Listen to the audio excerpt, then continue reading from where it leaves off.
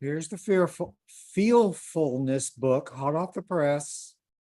Short and sweet and to the point, but I have to admit some of the fragments are very deep and heavy. I have to read them again and again. I'm not familiar with feelfulness. So, Carmen, what does feelfulness mean? Randy, feelfulness is the future of mindfulness. It has arrived already, but very few people know about it.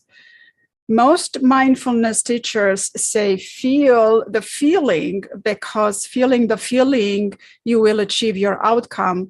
But I don't know of anyone teaching you how to feel the feeling. They just say feel the feeling, but how do you feel the feeling? So feelfulness teaches you how to use the power of thought feelings with word triangles to generate a desired state, feeling by choice, for both therapeutic purpose, peak performance, or mastery. What are word triangles? You've got the chapter here. Yeah. All right, that's a good question. Well, word triangles are meant to provide solutions. Like everything else with Ericksonian methods, they're solution-oriented for problem solving. For generating states, you need evocative words and word triangles because they are the quickest solution for gaining influence over the limbic language, otherwise known as neurolanguage. And for example, a word triangle, a basic word triangle would be capable of certain content. That I use it as a word triangle because it's persuasive and motivates you to generate a state of confidence without me directing you to confidence. Evocative words are highly effective because they allow you to know the subject matter. I mean, you as a practitioner, it allows you to know the subject matter of what you are communicating, but mostly allows you to talk about things without needing to be specific. You know, the permissiveness, the utilization of the yumminess of Ericksonian, because the more specific you are, the greater the chances the listener has to disagree with you. And disagreements lead to less rapport, which generally means less influence, less motivation, less outcome. And the best word triangles are made of evocators, movers, and descriptors, as listed in the book, some of the examples. Now, evocators are words like responsibility, confidence, progress, growth, which means a lot of different things to different people, hence their emotional dimension. Yeah. Movers, on the other hand, are words that tell a person how to move from one point to the next, such as remember, go, notice, realize, begin, and so on. Descriptors are words used to modify movers, and evocative words such as easily, quickly, suddenly, especially, unique, etc. So another good triangle, another good word triangle that I like very much, is very, very Ericksonian, would be realize, comfortable, ways. And you can see how a single triangle immediately tells you a story that offers you a myriad of solutions, not only because they mean a lot of different things to different people, but because everybody's internal processes are unique. And these triangles provide you with solutions that work best for you in a way that is good for you. So go ahead, mix them up, choose your flavor or the exact flavor the client needs in that particular session. Oh, so one word wouldn't do it. That's why it's triangles. 3 words are much more stable and much more descriptive. Is that right? Is that how you Yes, say it? we need three because we want to go from binary states to complex states. And there is a difference between a binary state and a complex state. Binary states, you can easily understand it as either or, up, down, left, right. So there's no room for gradients, and it's very harsh. It's very rigid. And that doesn't work anymore. We have evolved, and a binary doesn't provide solutions in this rapidly moving world. And when it comes to states, the art of fearfulness means to allow yourself to be playful by using these word triangles as patterns to create an experience that is sprinkled with genuine, authentic, and potent positive emotions. So you see how I already used a triangle here to describe to you a complex state, because none of our states are binary. It's not as simple as black and white, up and down, left and right. Life is very complex. People's problems are very complex. Achieving mastery is very complex. And because everybody has their own unique, they have their unique patterns, their own unique experiences. It's binary. It's not sufficient. So permissiveness and utilization and fluiditiveness, it plays a really, really big role. And my biggest appreciation for fearfulness techniques, which in fact are thought feeling practices, is that it allows me to not only realize that I feel emotion just like everyone else, but also realize that I can choose to feel them more potently and feel them on command. Now, this is something a lot of people are not familiar with. Most people are at the mercy of reactionary, feeling something as a reaction instead of choosing to feel something to create, to motivate, to influence, especially people helpers. And performers, athletes, performers, leaders, all of them, they learn a bunch of skills, personal development, professional development, and they learn a bunch of skills that eventually turn into fearfulness because they learn how to perform, how to be the best athlete, how to with the team individually or with the team, how to lead people if you're a manager or a leader. But especially for practitioners, it's you need to know generating states.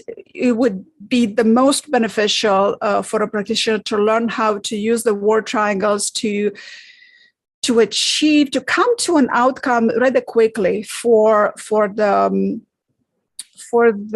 client they're working with in that particular session.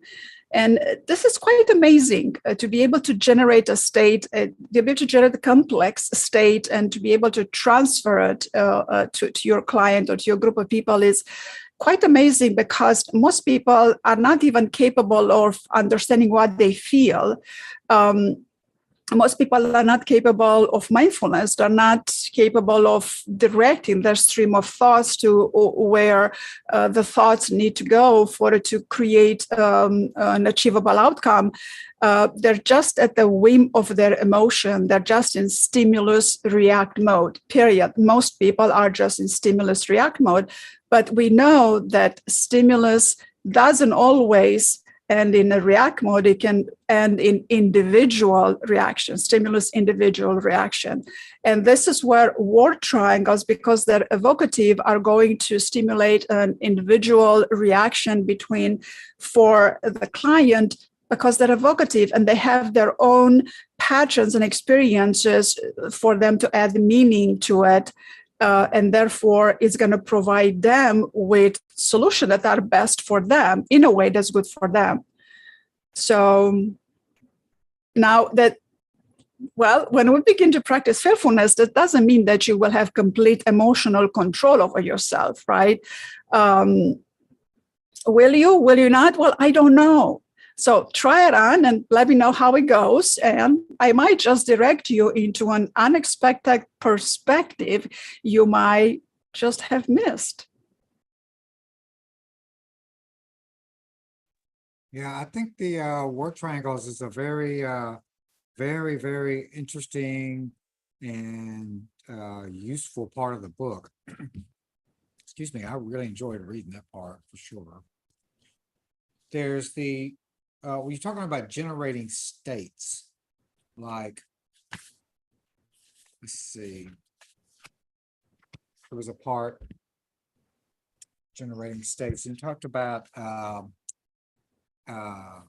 generating states for practitioners, which I thought was very, very interesting, very very different, interesting, challenging reading. And so I've been doing this for 40 years. I've not yet heard about the need for practitioners to generate states. Why should practitioners be generating states? Well, because practitioners are the first one that need to generate a state, not only because in a client practitioner relationship, that is a process called transference, there's also a process of contagion. And if for no other purpose, you don't want to have to go into contagion to get your client's negative state all over you, which a lot of practitioners do. It's unfortunately, it's a side effect of our job, but effortlessly generating states for your clients begin with mastering generating state for yourself, having a clear discernment over the similarities and differences, over the flavor. There's flavor gradients, percentages, so to speak, between various states of being. A state of being is not just a state of mind, as most people are inclined to believe, because not a lot of people know about mindfulness. A lot of people don't practice mindfulness. So here is the future of mindfulness and feelfulness. But a state of being comes with gradients, with different flavors. Oftentimes we call them moods, but a state of being, it's much more than just a mood. A state of being, you can shift, you can choose to shift into a particular state. And this is the reason why it's necessary to increase your acuity, perfecting that detached observation skills, or at least attempting to do that non-biased type of keen observation. So when and if you get into the negative patterns, you as a practitioner, if you get into the negative patterns, you will already have the skill through the feelfulness techniques. You will already have the skill to neutralize the undesired emotional reaction, otherwise known as triggers, and you can choose your appropriate response. So once you learn how to do this, then you make this available to your client. Because energy has spirit is contagious, right? So you generate a state of being in your spirit, and then that becomes contagious to a client, but that's the good type of a contagion. Because if you're happy, everybody wants to be happy, right? So we want to spend more time with happy people than with unhappy people, because spirit is contagious. So feelfulness, it's one of the most complex skills to acquire and to master for oneself. But once practiced enough number of times, not too many, because I have a way to make this very simple and easy. In my experience, this has become an automatic habit for me and everyone I taught this skill. You learn, after a little bit of practice, you learn how to shift a state like this. Just like, okay, I'm not going to think left, I'm going to think right. Then you go, well, I'm not going to feel this way, I'm going to feel this way. And it comes over a simultaneous time, simultaneous attention, dimensionality, emotion dimensionality, and we take a thought with a feeling to make it into a feelfulness skill. Because feelings are never separated from thoughts, and thoughts are not separated from emotions. They're just at different gradient, different flavors, different variety. So this fearfulness skills, once mastered, you can generate a state that can be made available or transferred, so to speak, to your client or to your audience, colleagues, family, or group of people. And you see, this is how performers, like you go to a concert and you just love that performance and you come all hyped and you feel good about it. Well, this is what performers do. Or you go to an event and you have a speaker and you're all energized by it. Well, this is what they do, right? But a lot of them have a talent to it. A lot of them have a knack to it. And some of them don't. And the thing is that if you don't feel quite good physically, biologically, you don't feel quite good, you're not going to be able to generate that state as good as a performer or as a presenter or and this hinders the things that you have to do, because we cannot be confined by just not feeling perfectly biologically. And we've learned that by now, right? Well, you have a virus, you do the best you can, but keep on doing it, right?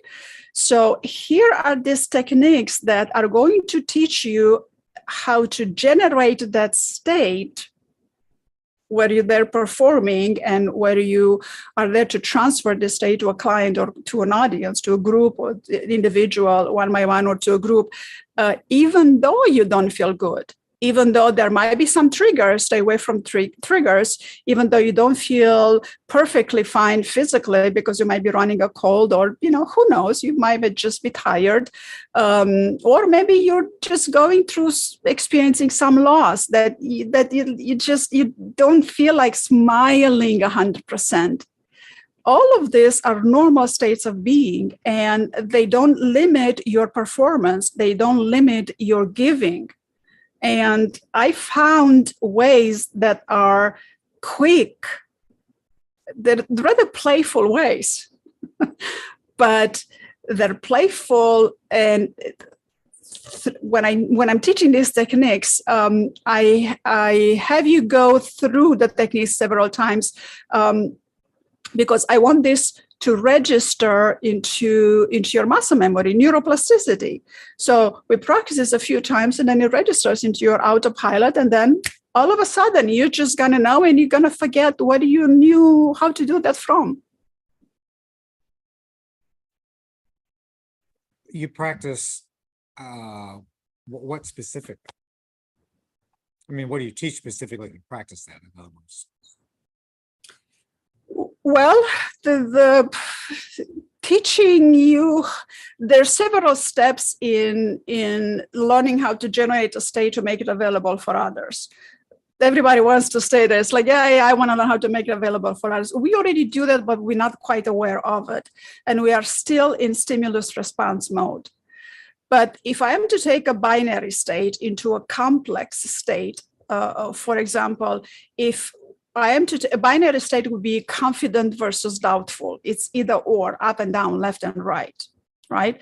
So we are taught to either suppress or eliminate. I'm not going to ask you to suppress or eliminate doubtful. And then you might go, oh, what do you mean? I want to be confident. I don't want to be doubtful. And then I go, well, I want you to doubt, actually. I want you to doubt your old perceived limitation. And then you're going to go, oh, I want that. Well, yes, of course you do. But in a binary state, we are limited into finding solution and solving problems to either or. And life is not either or. So when we go from confident to doubtful, the very first triangle I'm going to take you in is let's doubt your or perceived limitation. And that's very evocative to you. I'm already influencing and motivating you. You're already motivated. Yes, I don't want my limitation. Yeah. And then I want you to consider. So when I'm guiding you into consider, that's also very flexible. It's like, oh, so I don't have to do it, kind of sort of in the back of your mind, because we are tired, or I have to do it. We are tired of my or the highway. This is the way. If you don't do it right, you're going to get an F. You're not going to pass the exam. So we're old enough. We're not 20 years old anymore. We're not 40 years old anymore, right? So when I have you already doubt your perceived limitation and consider it, opens you up to possibilities, and then I'm having you consider your current competences, and you go, oh, I'm good at something. And I didn't even mention confidence, and I didn't even mention you being good at something. But right there, in less than 5 minutes, I've already addressed the biggest issue that you're facing, confidence. And then for the rest of the day and for the rest of the week, you're going to be thinking about, oh, I can be doubtful of that old perceived limitation. Oh, I'm going to consider, of course, I am currently competent at something. So right there, it's very evocative, it's very permissive, and utilizes that which you already have to enhance it in a way that's good for you, that you can do better. As good as this book is, I mean, and it's very, very good. As good as this book is this enough just to read it? Because it's pretty complex. I liked it a lot, but it's got it's got some pretty deep ideas. Is it enough just to read this book, or should somebody come to you or learn how to learn the skills of fearfulness?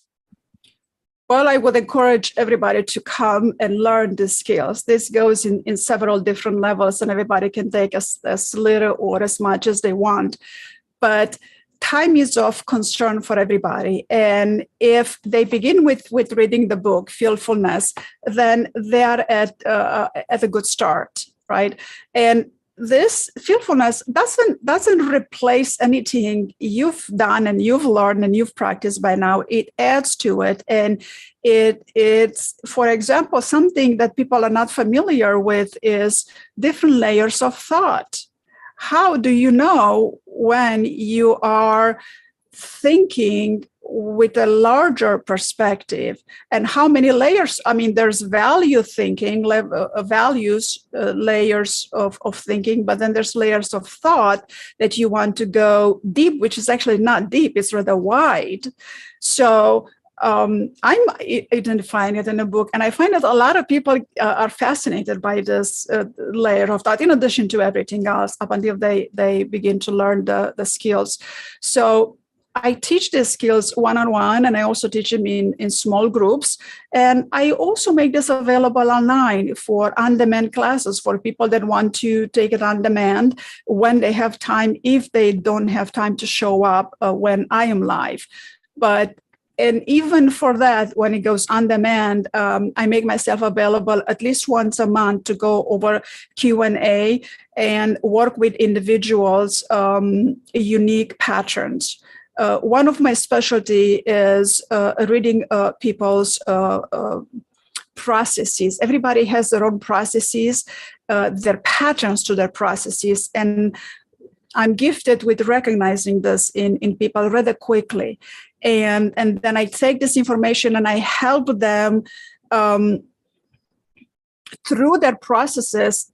I offer perspectives that help and loosen up their processes, loosen up the binary, the rigidity. And then a lot of people go, oh, never thought of that. Mm-hmm. So if all we do is just go, never thought of that, then I have achieved a great deal.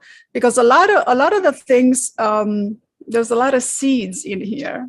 Yeah, seeds that are going to grow a tree, and they're going to go fruits, and you're going to enjoy the fruits of your labor. Yeah, seeds that I'm helping you put in there, and this is actually something very pleasant to do. And a lot of people, especially intellectuals, they're a bit puzzled by it at the beginning because it's not linear. It's not It's not step 1, 2, 3, 4, 5, and then here's the question, answer the question, and then pass the exam. And then it may be a bit puzzling to older people, but younger people take on it much quicker and much faster. And I've been practicing this for a long time, and I've been teaching it for about 12 years. And throughout time, I've had the opportunity to observe the biggest stumbling blocks that people have, and I can make it easier for them. So I do not teach in large groups, in very large groups. I like to keep it small because it's more beneficial.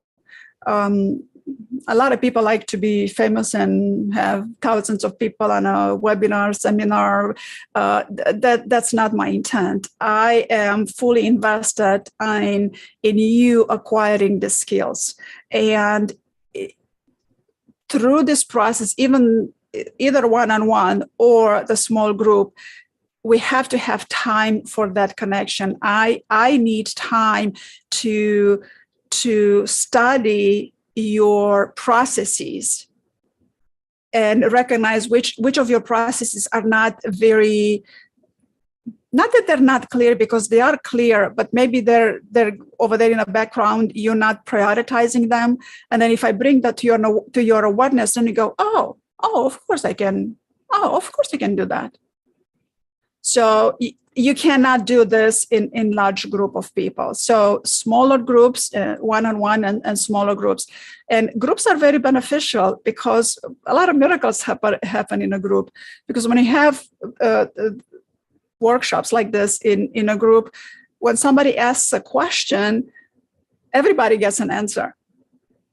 And it's quite magical.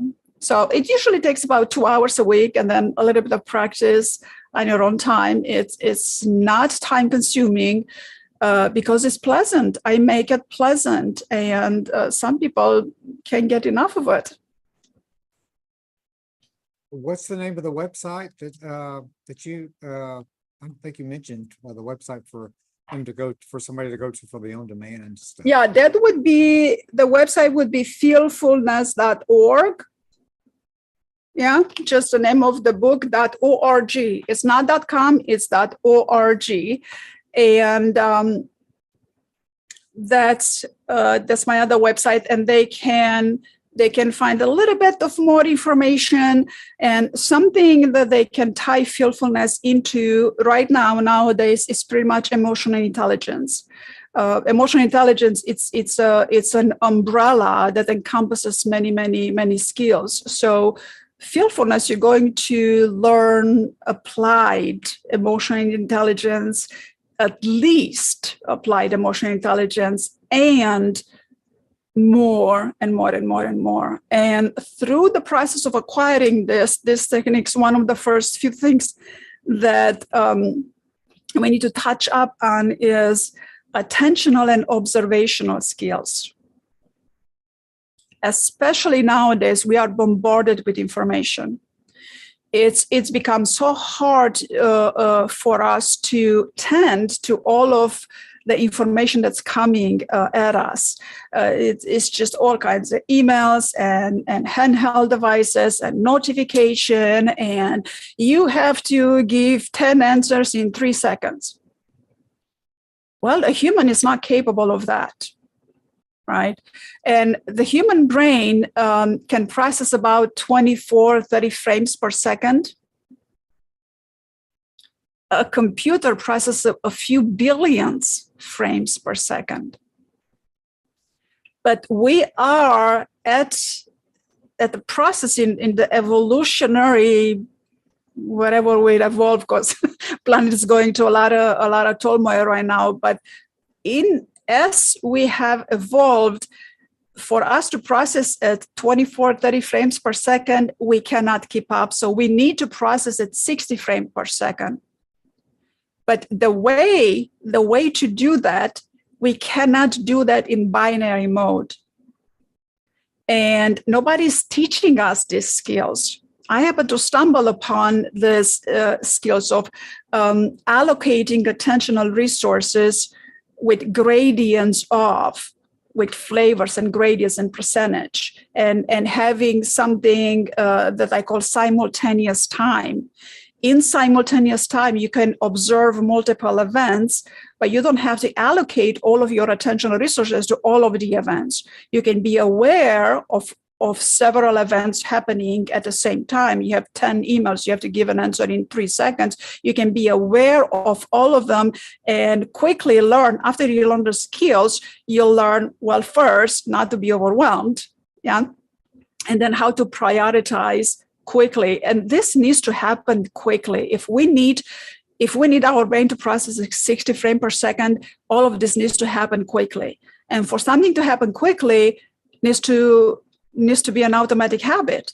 And for something to be an automatic habit, needs to register in the muscle memory. And to register in the muscle memory, you need to practice. And the neuroplasticity makes this available to you because the brain is plastic.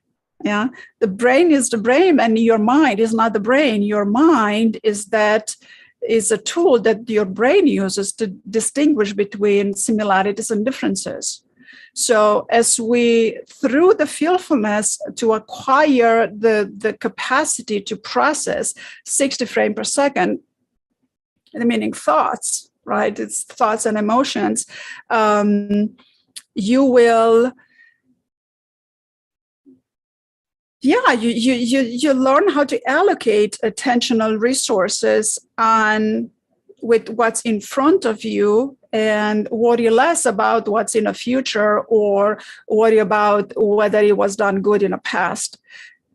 Not forgetting and eliminating it, but you take moment by moment by moment, but it's an art. It's an art and it's available. And I've been teaching this. Everybody I've been teaching this, they keep telling me everybody needs to learn this. And I go, well, I know everybody needs this. One simple skill that takes you 20 minutes for the first time to learn it, and you practice the skill a little bit, eventually becomes an automatic habit for you in a couple of weeks. And then you forget you actually learned that skill from me. You forget you had to spend time, 20 minutes to learn this particular skill and how to allocate your attentional resources. And a lot of people don't even know what attentional resources is. So it pretty much means pay attention. But what do you pay attention to, and how much attention do you pay in that moment over multiple events that are happening? So it comes down to allocating your attention simultaneously over what's happening 60 frames per second. So that's a lot to process, and process that without being overwhelmed. You said, everyone really needs this book. Is that what inspired you to write it?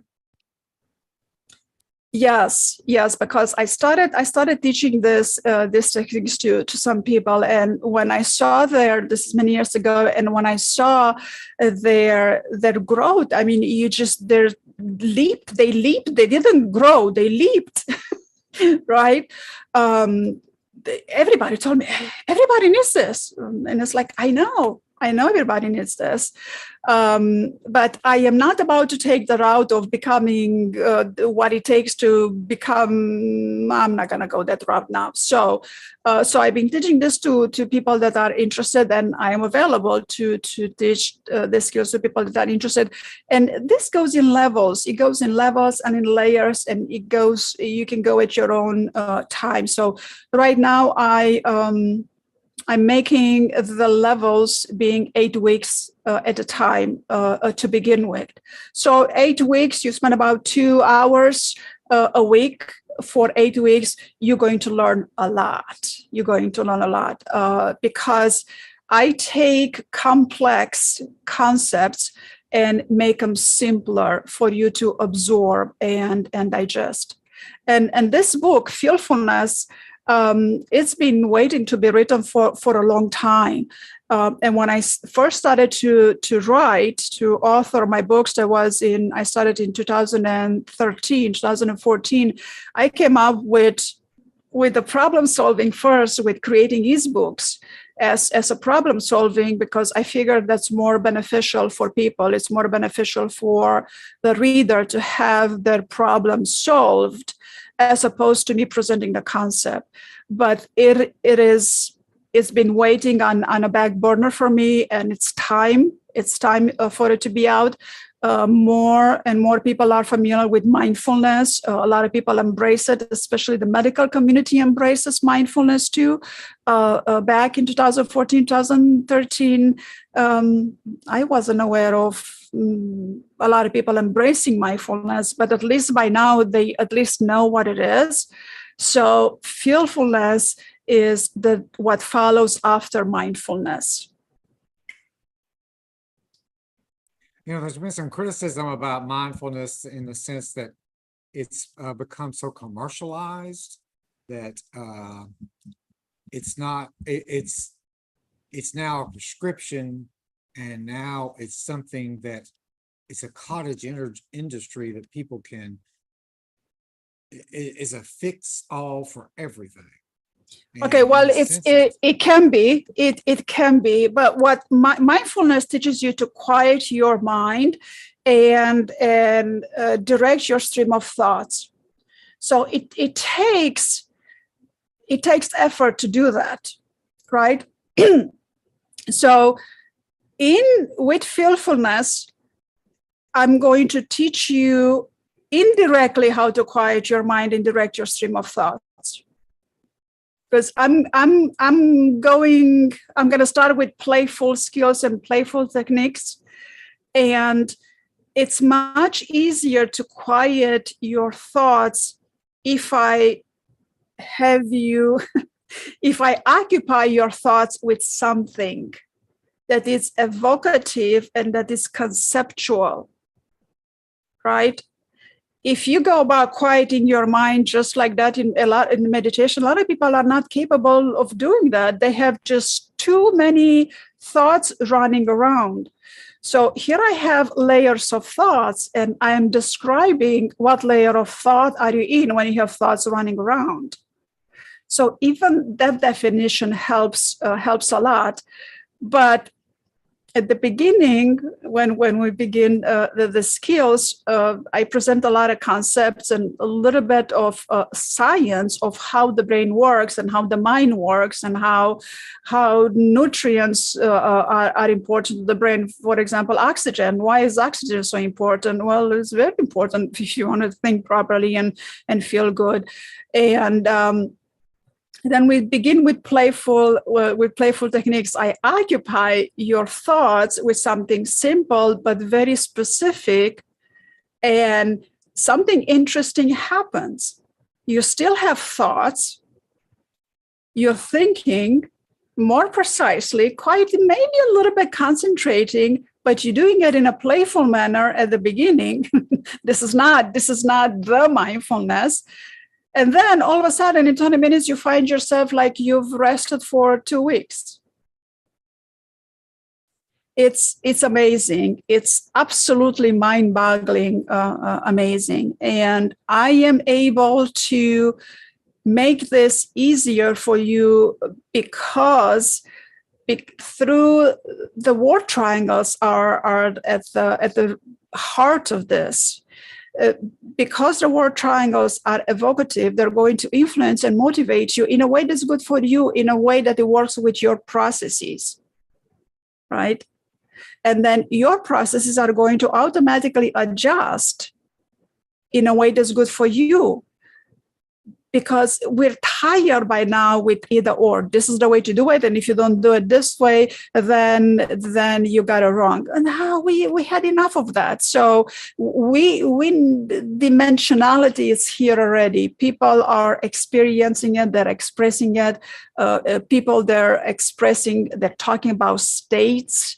Like I saw someone the other day saying to somebody else, like, "You're in a state." I know what they meant. Right? but we can learn to generate a state, and we can go as simple and as complex as you want.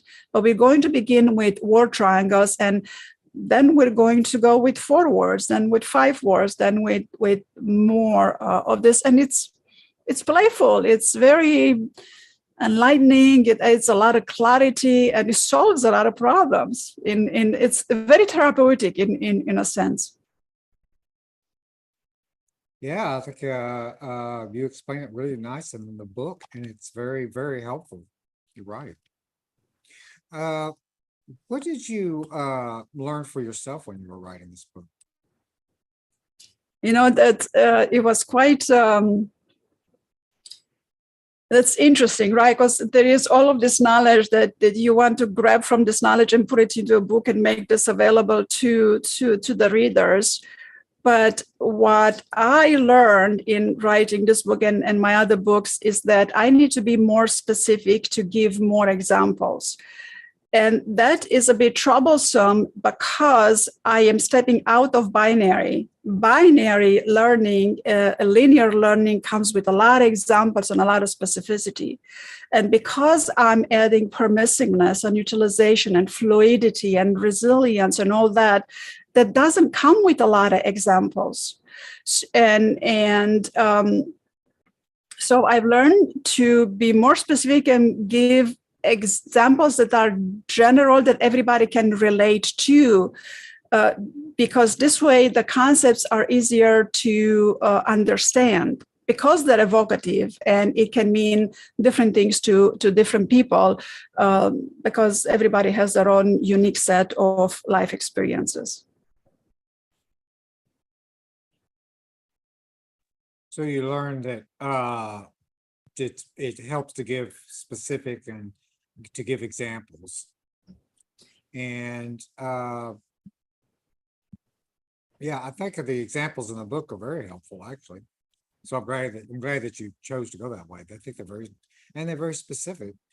Not as specific as if it's one-on-one, but it's a good start.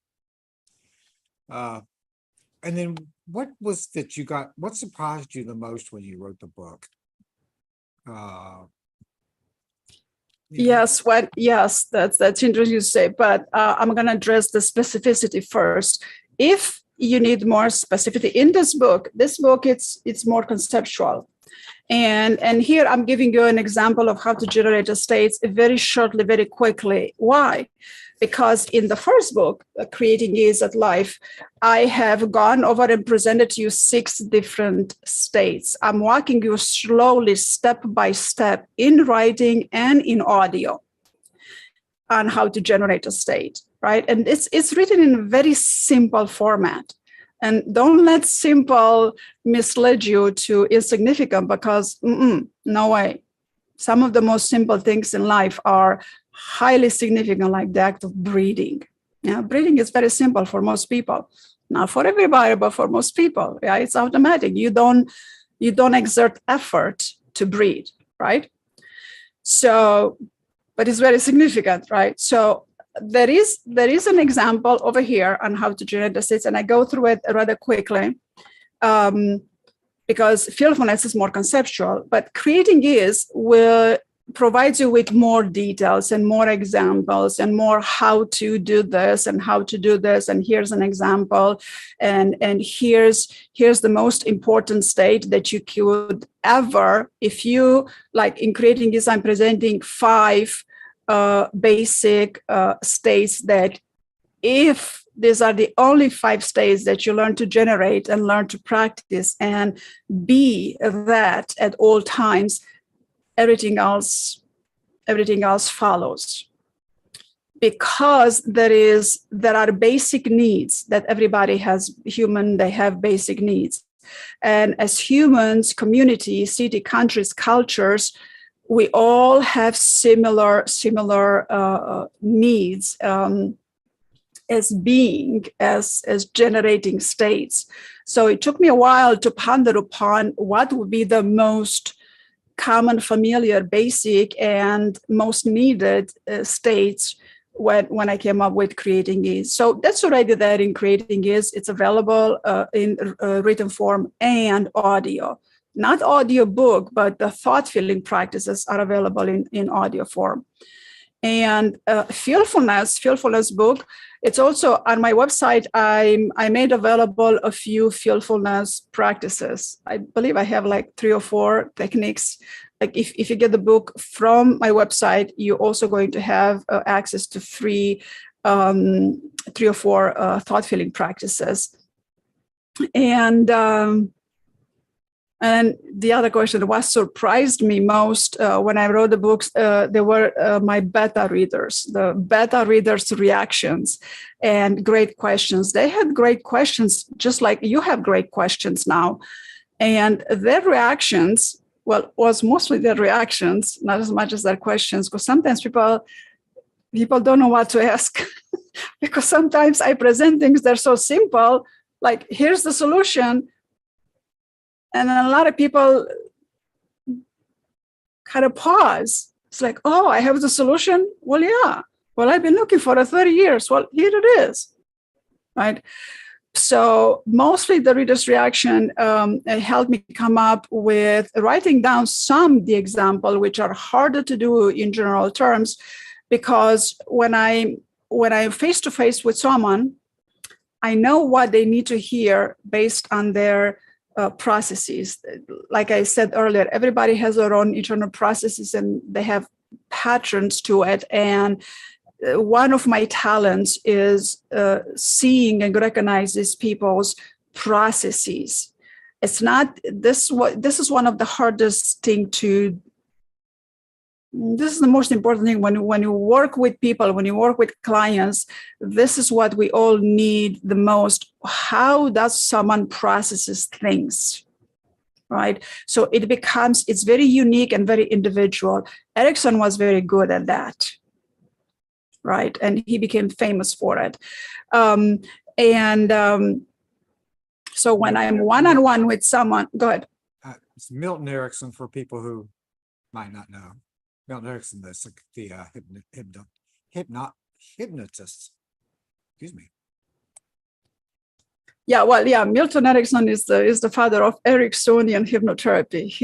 He revolutionized hypnotherapy, and he utilized individual people's processes. He worked directly with the processing with the limbic language, otherwise known as neural language, and he used a lot of triplicates, a lot of word triangles. And he might be the very seed that created and made a basis for NLP, neuro-linguistic language programming, which is actually deprogramming. So yes, when I'm one-on-one with someone, there are similar patterns. I mean, as humans, we kind of have similar processes, but out of the general processes, there are sub-processes and sub-processes. So I am looking for how individual person's processes work at sub-layers. And once I have that information, I can guide them to their results much, much quicker. You know, when I see people do neuro-linguistic stuff, I always wonder, which a lot of it came from Milton Erickson, them studying Milton Erickson. But I always wonder, are they putting people in a trance or not? Because they don't look like they are. No, it's not. No, the neuro-linguistic is very vast. There's a lot to it. There's intellectuality and there is practice to it, but there's something to be practiced. It comes down to a lot of techniques. But what I wanted to know, just in terms of this, is this closer to what you're talking about? Because you're talking about generating states. Is that closer to the neuro-linguistic style or hypnotic style? None and both. Neither and both. There are neuro-linguistic techniques and there's hypnotic techniques, and then combining the two of them, you come up with fearfulness, because hypnotherapy doesn't teach you fearfulness. NLP doesn't teach you fearfulness. NLP, depending on how NLP, like with any, I don't want to call it a science, but it is a science. Like with any discipline, is gonna give you a set of criteria and a set of not rules, but a set of criteria and definitions and layers and sub layers. As a discipline, it's going to give you that. But fearfulness is not a discipline. It might become a discipline. I'm not intending for it to become a discipline, but it's not neurolinguistic, it's not hypnotherapy, it's not mindfulness, it's not meditation, but it's all of them. Right? It's a little bit of all, and a lot of common sense, and practicality, of course. Well, is there anything else that you wanted to mention about it? No, I think that's it. I think we talked about it good enough, unless you have any more questions that you might be curious of, or do you think people should know? No, well, they should know they can get it on Amazon or your website, thefeelfulness.org. And it's very if they get it on my website, they're also going to get free techniques, free thought feeling practices with it. If they get it on Amazon, they're going to get just the book, just the written words, and then that's that. So I encourage everyone to get a copy from my website. Well, if they need a printed copy, they need to go to Amazon. I might have some printed copy available. If you want to get it from me and have a signed copy, you can ask me for it. But from my website, you can access the written book from your phone, from your tablet, from your laptop. You can put it on auto read and have a lady over there or a guy over there read in whatever accent you want to have it, in American or in Australian English or in British English. You can have that. I don't know if I'm going to take the time for me to do an audiobook on fearfulness because I'm busy with fearfulness practices and developing this fearfulness practice and making it available to a public in a way that's good for them, more affordable, and on their own time. Yeah, the cost is very, very reasonable, very reasonable, and really we just really scratch the surface of what's in here. There's so much more stuff like that. Oh, yes, that's a lot more. Yeah, I encourage everybody to read the book because a lot of people are, emotional intelligence has become a requirement. Mindfulness, it's old news already. Fearfulness is the future. And if you want to have the capacity to process at 60 frames per second and be successful and be masterful at what you do, whether you're a practitioner, psychotherapist, or hypnotherapist, Reiki practitioner, a people helper, whether you're a teacher, a coach or a teacher, you're a people helper, whether you're a manager or a leader, it doesn't matter. If you work with people that you help those people in a way, I call them people helpers, this is definitely for you. It's absolutely definitely for you. And how deep and how long you want to go, it's up to you. Not everybody has the same needs, right?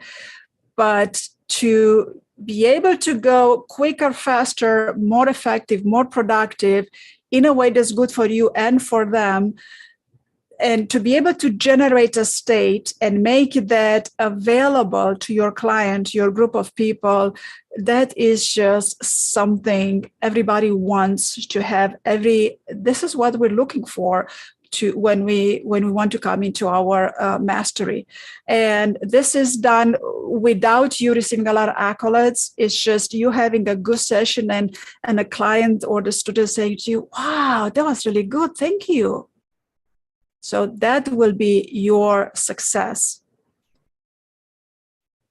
And you get to reach more people this way. Instead of having a client come to you for the rest of the year, they're going to come to you for a couple of months and then have their life solved. Okay, well, thank you. It's all all I've got. I think I All covered a right. lot. Thank you very much. See you next time. All right. Yes. See you on the next